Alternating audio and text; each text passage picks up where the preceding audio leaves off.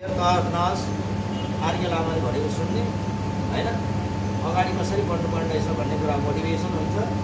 त्यही अनुसार अगाडि बढ्ने जिन्दगीले एउटा मोड अवश्य पनि लिन्छ। यति बुझ्नु पऱ्यो त्यो है।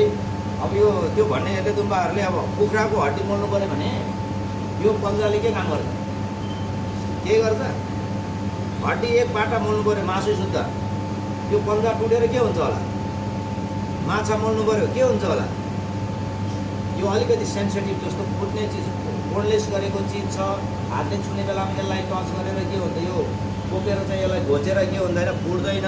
त्यस्तो चिजहरूलाई सलाडमा भयो होइन, रेडी टु इट फुड होइन, त्यस्तो चिजहरूलाई मात्रै हो के गर्ने, प्रयोग गर्न मिल्छ। अब मासु मोल्नु छ, मासुको ब्याक्टेरिया त पकाएपछि मर्छ भनेर सिकाइरहेछ, अनि पन्जाले छुँदैमा मासुको ब्याक्टेरिया मर्छ?